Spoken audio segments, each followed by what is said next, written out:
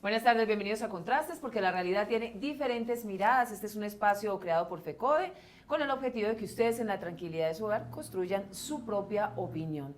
Hoy nuestro tema tiene que ver con un dolor de cabeza, un nuevo dolor de cabeza para los colombianos, que es hermanito de la reforma tributaria. Se maneja muchísimo en privado, muy poco en público, y es el de la reforma, una tercera reforma al Sistema General de Participaciones, que pretende básicamente descentralizar aún más los recursos, las transferencias que llegan a los departamentos y a los municipios.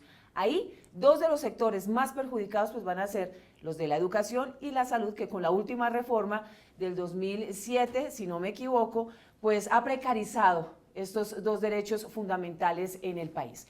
Razón por la cual FECODE en esta semana que termina realizó un congreso nacional llamando a diferentes sectores que se verían afectados precisamente con esta reforma para hablar, discutir y visibilizar, poner en la agenda pública y política también de los medios este tema que es trascendental. Recuerden, no solo es la reforma tributaria, viene la reforma a las transferencias al Sistema General de Participaciones, que va a generar un problema bastante grueso para nuestro país, aunque no se viene trabajando. Pues precisamente para abordar este tema me acompaña en estudio, él es José Roberto Acosta, analista económico, también es docente universitario y miembro de Justicia Tributaria. Mil gracias por acompañarnos a esta hora. Bueno, muchas gracias por la invitación y a todos los de FECODE y a la teleaudiencia.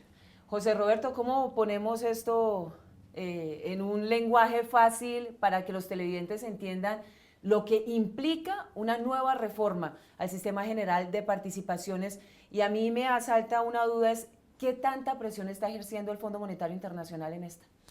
Bueno, vamos a dividir en dos preguntas. Un poco los antecedentes es el proceso de descentralización. Arrancó la descentralización política en los años 80 con la elección de alcaldes y gobernadores, pero un alcalde y un gobernador sin presupuesto pues es como un león sin dientes. De tal suerte que del presupuesto general de la nación se definió destinar cuantiosos recursos para las áreas territoriales. Esto venía siendo un gran peso al presupuesto y en el 2001 Juan Manuel Santos, siendo ministro de Hacienda, crea una bolsa aparte, diciendo no, aquí vamos a definir constitucionalmente a partir de una matemática derivada del crecimiento de la economía, unos recursos fijos para los entes territoriales. Posteriormente en el 2007 también se hace una reforma no tan sustancial, pero lo que se busca es de manera, en un marco constitucional, porque esto se elevó a nivel constitucional, definir del presupuesto unos recursos específicos para las regiones. Estos recursos para las regiones han venido siendo un dolor de cabeza en la carga del presupuesto general de la nación, un presupuesto que dedica de los 216 billones, cerca de 150 billones solo para funcionamiento, solo para burocracia. Para inversión, debemos recordar que se va a reducir el presupuesto este año, o mejor, el del 2017 frente a lo del 2015, en cerca de un 12%, apenas 31 billones de estos 216 van a ir a inversión. Y eso es inversión en educación, en infraestructura de colegios. De tal suerte que el gobierno quiere casi que decir, mire, ¿sabe qué? Les vamos a entregar a ustedes la plata y no tienen más. Y el Sistema General de Participaciones es esa bolsa con la que ustedes se van a tener que defender. Pues el Sistema General de Participaciones de alguna forma ha tenido cierto margen de maniobra desde el punto de vista político. Y eso es lo que incomoda a la, entre comillas, tecnocracia del Fondo Monetario Internacional. Y ha hecho carrera la aplicación de ciertas normas matemáticas. Es decir, ahí está la regla fiscal que entró a regir en el 2011, regla fiscal a la cual se puede aducir para no prestar o suplir por parte del Estado derechos fundamentales como salud, educación, hasta la propia seguridad. El gobierno puede decir que por regla fiscal no tiene recursos. La Corte Constitucional ha hablado del incidente fiscal, el mismo Consejo de Estado, como argumento para que el Estado se lave las manos y diga no tengo plata y de malas. Pues viene, como bien lo detallabas, una reforma debajito de la reforma tributaria y esta es muy complicada, que es el Sistema General de Participaciones, en el que se busca meter en una camisa de 11 varas, en un régimen matemático y cuantitativo, la definición de los recursos para educación y salud, que son el grueso del Sistema General de Participaciones. Hoy, por Sistema General de Participaciones, del presupuesto general de la Nación se reparten a municipios y departamentos cerca de 18 billones.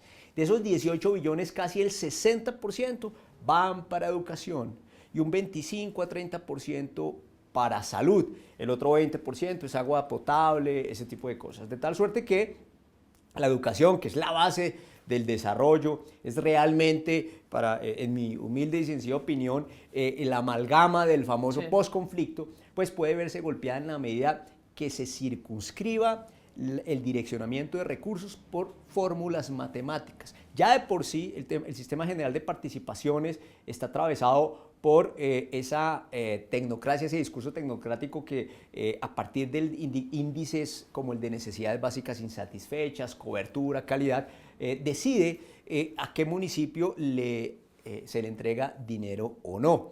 Pues se quiere profundizar esto de tal suerte, Omaira, que en un futuro, cuando no haya plata, le echen la culpa a la fórmula matemática y los presidentes de turno, el ministro de turno o el director de Planeación Nacional de turno diga, mire, ahí está la fórmula y yo no puedo hacer absolutamente nada con eso, así se estén, y puede ser un caso patético, así se estén muriendo niños por hambre, la fórmula no permita suministrar recursos al tema de alimentación escolar, que es uno de los temas álgidos hoy día con lo apabullante que es la corrupción en el caso de La Guajira, por ejemplo. Mientras los ingresos del gobierno bajan debido al modelo económico, los compromisos, por ejemplo, con la deuda externa, que es de 37.1% del Producto Interno Bruto, el gasto público y las gabelas de capital aumentan a ritmos absolutamente acelerados. Y usted ya lo dice, que lo que esto evidencia es un déficit fiscal que vamos a terminar pagando quienes no debemos, con ese ajuste de la regla fiscal y sectores como la educación y la salud. Pues vamos a hacer contacto con nuestra compañera Viviana Bello. Ella estuvo muy pendiente del desarrollo de este Congreso Nacional que hizo FECODE, donde hay diferentes voces y reacciones precisamente para visibilizar cuáles serían las consecuencias de esta nueva reforma al Sistema General de Participaciones. Viviana, adelante, la escuchamos. Omaira, muy buenas tardes. Permítame aterrizarle esta reforma en cifras. Para el año 2008 se dejaron de invertir 6,4 billones en educación, 2,5 en salud y 1,97 en otras asignaturas. Esto según un informe presentado por Sede Trabajo. Nosotros hablamos con expertos frente a lo que se avecina con esta nueva reforma. Entonces la propuesta es que entremos en un pacto social y político profundo para hacer por lo menos de esas tres cosas bienes comunes, se llama hoy internacionalmente, es decir, de todos, universales, y arreglemos el financiamiento con una reforma tributaria progresiva para que tengamos los recursos suficientes para hacer universales esos tres bienes comunes: salud, educación y agua potable. Pues mire, frente a esta propuesta hecha por el académico Mario Hernández, esta es la respuesta que da el viceministro de Educación, Víctor Saavedra.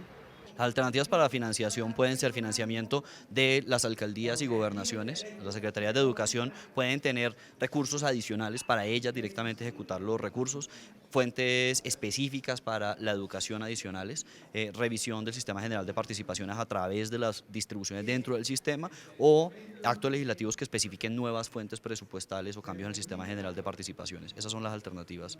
Omaira, por supuesto nosotros retornamos a estudio, más adelante volvemos con más reacciones a este encuentro. Gracias, Viviana, volvemos con usted más adelante. Una pausa y regresamos.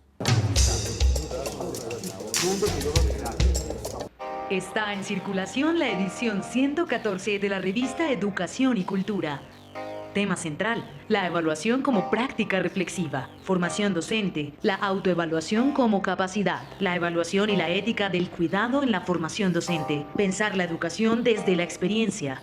Suscríbase llamando al 245-3925 en Bogotá o al móvil 315-529-9515.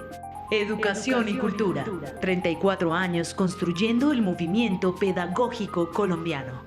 ¿Qué es educación pública? La educación pública es un derecho fundamental y un bien común y es responsabilidad del Estado garantizar igualdad de oportunidades a sus ciudadanos. FECODE defiende una educación pública gratuita y financiada por el Estado y exige el freno de todas las formas de privatización y comercialización de este derecho fundamental. La educación no es una mercancía, es un derecho.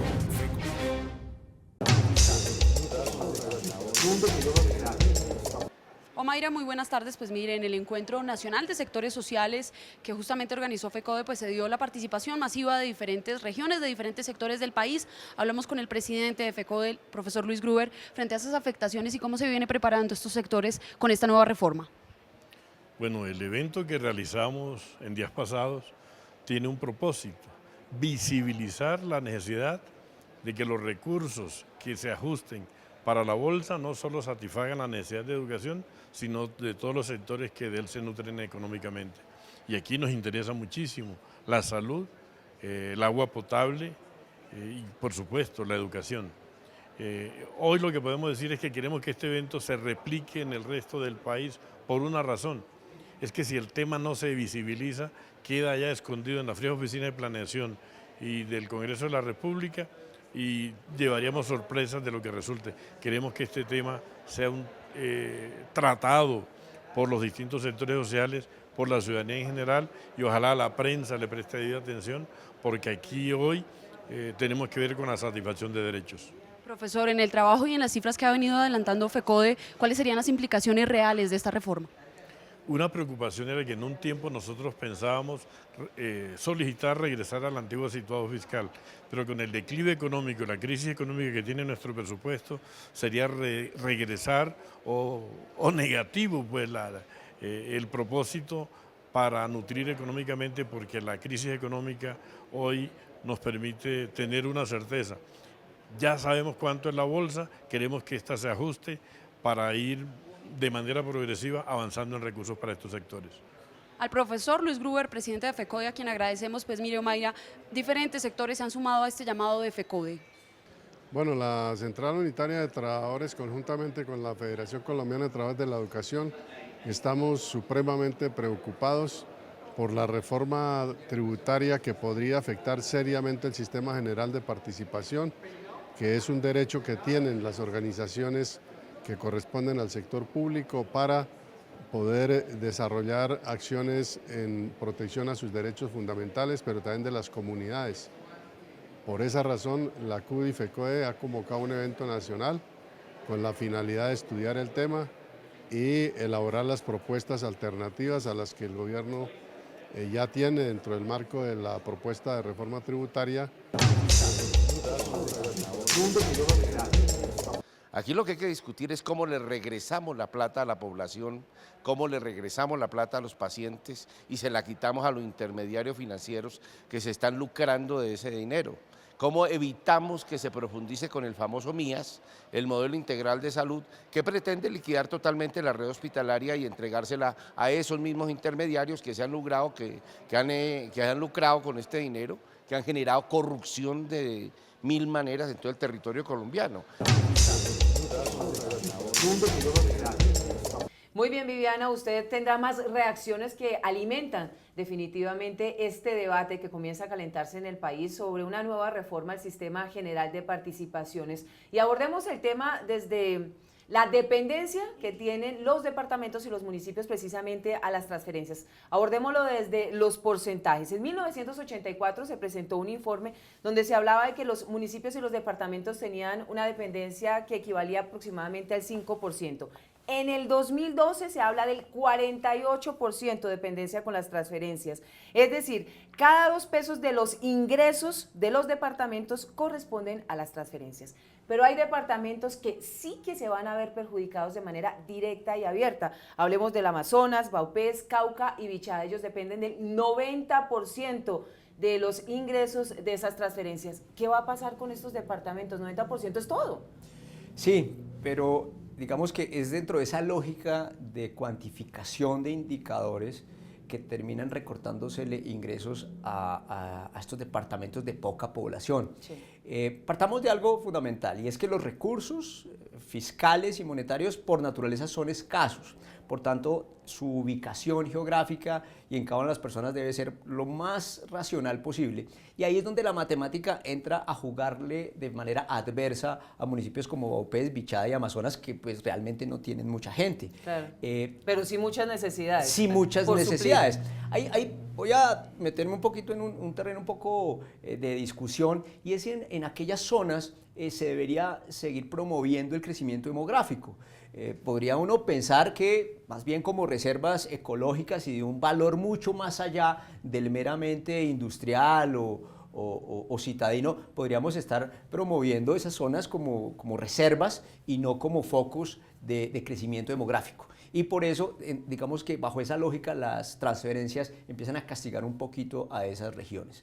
Sobre eso es muy poco lo que se debe hacer, pero sí preocupa que se siga acentuando, repito, ese discurso matemático, ese discurso cuantitativo, ese discurso de la medición en la cual, repito, se le eche la culpa a la fórmula matemática y no a los políticos que definen la fórmula matemática. Por eso el debate que viene en el Sistema General de Participaciones deberá centrarse en esas fórmulas y proyectarlas a futuro, vernos de aquí a 5 años, a 10 años, porque realmente lo que se está proponiendo en la reforma es que esas fórmulas se apliquen o se vean con un cortoplacismo, que es realmente el pecado en el que ha caído siempre la política de Estado. Porque en cifras pareciera que la cosa no es muy aterradora. Permítame nombrar esto. Dice: disminución en transferencias como mínimo del 11.7 al 10.8% del Producto Interno Bruto entre el 2016 y el 2018, y del 10.08 al 10.06 entre el 2021 y el 2022. Pero ese porcentaje del que no se habla o el que se reduce,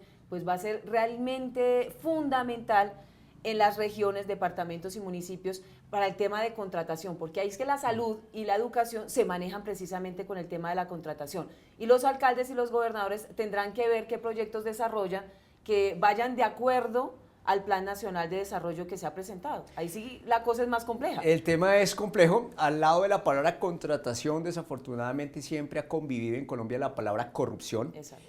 Planeación Nacional, y hay que reconocerlo, ha empezado apenas a hacer una depuración del tema de población atendida en materia de educación, de población atendida en el tema de salud, una depuración del CISBEN. Se ha detectado en departamentos y municipios gente que no tiene derecho al CISBEN, en el programa de Serpilo Paga, que realmente es para desfinanciar la universidad pública. Se ha detectado que se suministra el subsidio de Serpilo Paga a personas de estrato 4, 5 y 6 de las regiones.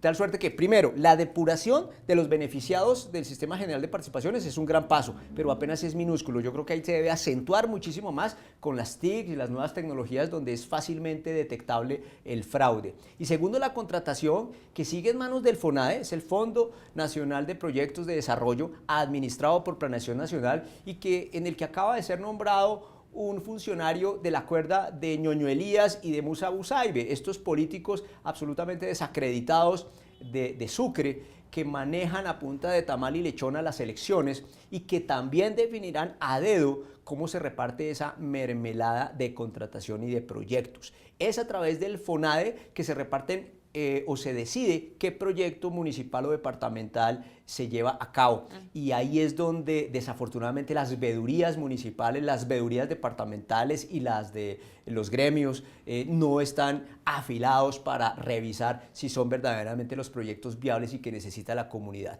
Entonces, desafortunadamente, el tema de la contratación, el tema de la corrupción en Colombia se han mantenido a la par, y eso es muy triste porque, siendo recursos escasos, por cuenta de la corrupción, el derroche es abrumador.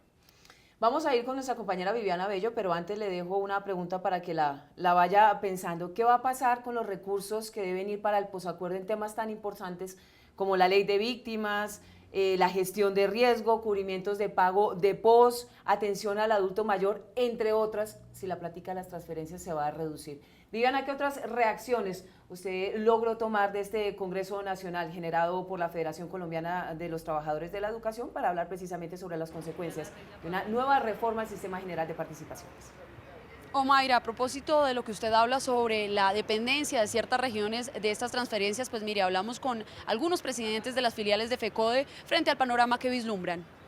Nosotros dependemos en el 95%, inclusive en su autoridad podemos decir el 100%, porque acá no se genera recursos. Lo otro, con una reforma que se pueda dar negativamente, estaremos en un total fracaso. Primero porque el costo de vida allá es supremamente alto, el costo de atención al estudiante es supremamente alto. En la proporción que podemos decir que el combustible, un galón de gasolina cuesta 18.000 pesos a 20.000 pesos por galón.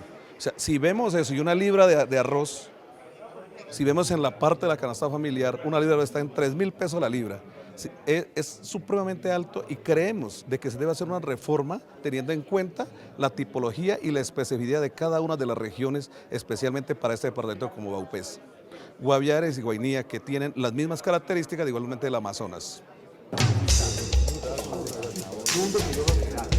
Pues yo creo que el Estado colombiano debe de alguna manera tener un trato muy especial en materia de transferencias para esos departamentos que son muy apartados, que prácticamente nos encontramos incomunicados. Tenemos muy pocos estudiantes, pero el costo por atención es muy elevado. Eso es el punto que hay que tener en cuenta.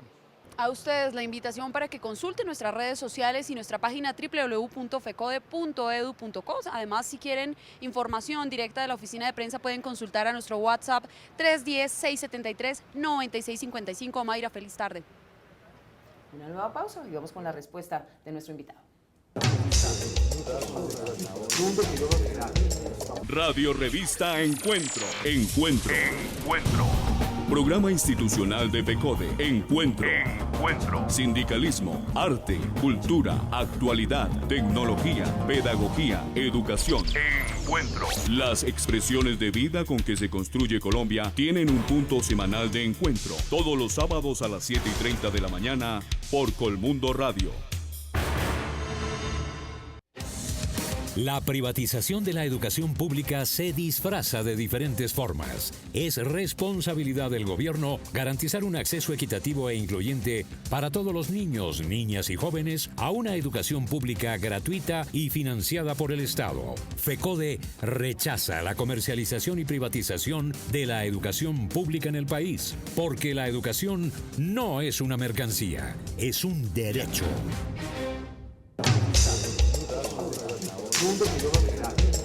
El gobierno pretende meter en la reforma tributaria un artículo que haría volver al sistema de ingresos corrientes de la nación lo que se le traslada a municipios y a departamentos para educación y salud. Volver al sistema en las actuales circunstancias, cuando el mismo gobierno nacional en el marco fiscal de mediano plazo dice que tan solo se volverá a un crecimiento promedio del ingreso nacional del 3,8% dentro de 4 años, significa en los próximos años sacarle a municipios y a departamentos, y hay que advertirlo también a alcaldes y a gobernadores, según nuestros cálculos, para el año 2017 y el año 2018, 11 billones de pesos que no irán a la salud, ni a la educación, ni a los territorios nacionales.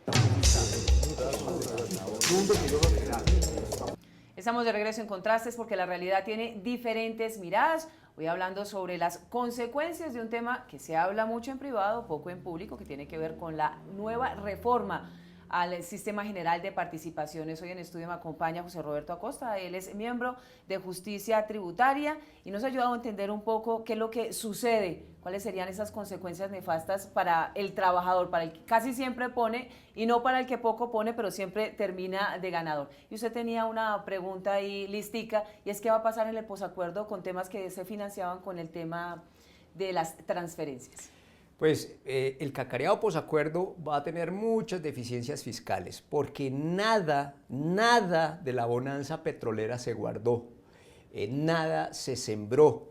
El país incrementó deuda. Cuando uno tiene un cuarto de hora tan bollante como el del petróleo a $100 y producción de 1 millón de barriles de petróleo, pues uno auguraba que para nuestras próximas generaciones alguito se hubiera guardado de eso. Pues no. Por eso se prevé una reforma tributaria que va a castigar principalmente las rentas laborales, no las rentas de capital. Traduzco, clase media y baja, mientras que a los empresarios se les sigue incentivando porque aparentemente son el motor de crecimiento. La pregunta que siempre se hace o que se dice, sin empresarios no hay economía, pues también cabría preguntar, pues sin trabajadores no hay empresarios. Entonces ahí creo que el sesgo político de la próxima reforma tributaria va a castigar mucho las rentas laborales y ojalá los ciudadanos lo sepan para saber quiénes van a votar en la próxima legislatura, en este Congreso, esa perjudicial reforma tributaria como lo hicieron en el 2014 y en el 2012. Y desafortunadamente de los rubros que principalmente recortan es la educación. Y algo que quiero llamar la atención es que el presupuesto de inversión en educación se está privatizando. ¿Qué quiere decir eso? Inversión en educación es hacer escuelas, es invertir en tecnologías, en los salones, en la adecuación logística para que el proceso pedagógico y de enseñanza sea lo más efectivo posible. Y ante las restricciones presupuestales, el gobierno reduce el gasto en inversión para los próximos años, pero potencia una herramienta que es la Financiera de Desarrollo Nacional, que es un banco, es a donde llegó la plata de ISAGEN. ¿Qué está haciendo la Financiera de Desarrollo Nacional? Primero, no recibió toda la plata. De los 6 billones, solo ha recibido 2,5 billones. Pero ya decidió no solo prestar para carreteras, no solo prestar para puertos, sino también para construir colegios. Uno podría decir, bueno, pues qué bueno que se haya expandido el objeto social inicialmente identificado de infraestructura a lo que es la infraestructura educativa. Lo grave, Omaira, es que estos son préstamos a privados, a constructores privados, a contratistas privados para que hagan colegios. ¿Y qué tal si no los hacen? ¿Qué tal si como los NULE se les suelta el dinero y a la vuelta de 2 o 3 o 4 años dicen qué pena, no me alcanzó la plata, el análisis financiero no resultó y les dejo ahí un elefante blanco a medio hacer para que ustedes lo terminen? Esa privatización del gasto de inversión hace que no haya responsables al final y esa logística, esa infraestructura que se necesita para el proceso educativo esté quedando coja en el corto plazo, ni siquiera veámoslo en el largo plazo. Se habla de la jornada única y no hay colegios, no hay espacios ni aulas para implementarla. Entonces, conclusión, se habla mucho, pero no hay recursos para aplicar ese discurso del gobierno.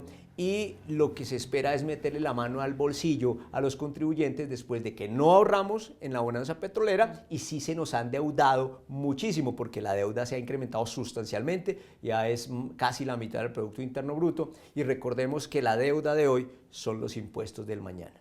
José Roberto, esta desfinanciación de la educación y la salud, del modelo económico, el neoliberal en nuestro país, del jalonamiento y la presión del Fondo Monetario Internacional, de la OCDE con la reforma tributaria, ¿hasta dónde nos va a llevar? O sea, ¿qué tanto nos va a terminar afectando directamente en el bolsillo y en derechos fundamentales? Usted ya abordaba el de la educación, pero viene el otro, el de la educación, el de saneamiento básico que tiene que ver con la protección del medio ambiente, entre otros. Pues nos va a llevar a donde está Europa, en una total recesión, a donde está Japón, en total recesión, en una incertidumbre económica como la de Estados Unidos que no sabe si sale del hueco o no. El Fondo Monetario ya reconoció y en la última revista mundial de ellos que el neoliberalismo fracasó, o sea, no lo está diciendo nadie distinto, sino el propio Fondo Monetario Internacional, de tal suerte que aquí lo seguimos aplicando a rajatabla. Y en la OCDE tiene cosas buenas, hay temas como el gobierno corporativo, en donde las juntas directivas de empresas públicas no estén involucradas con política, pero eso no se aplica el lado de la restricción presupuestal y el lado fiscal. Si van a aplicar las políticas de la OCDE, apliquemos también el tema de transparencia en el que son bastante rigurosos y en el que nosotros sí que estamos muy colgados. Si hay escasez de recursos, si no hay dinero para financiar las necesidades insatisfechas de nuestra población, pues por lo menos procuremos que el tema de la corrupción se ataque de frente con nombre y apellido, porque es que aquí se habla también en abstracto, pero no se habla de los vínculos del hermano de Vargas Lleras con Café Salud, que recibió lo de Saludcop y que termina siendo una vena rota del tema de salud. Y así podría aquí quedarme todo el programa mencionando con nombre y apellidos los líderes de la corrupción en Colombia, que es donde yo creo debemos atacar de fondo el tema para hacer óptimos la escasez de recursos con los que está sufriendo el país. José Roberto, mil gracias por acompañarnos a esta hora y bueno, por acompañar un poco a la Federación en visibilizar este tema que viene manejándose por debajo de la mesa y que nos va a tocar fuertemente en la economía a todos y cada uno de los colombianos. Mil gracias nuevamente. Mayra, muchas gracias a ti y a toda la teleaudiencia. Nos reencontramos el próximo domingo en Contrastes porque la realidad tiene diferentes miradas y ojo a esta nueva reforma al Sistema General de Participaciones. Feliz resto de día.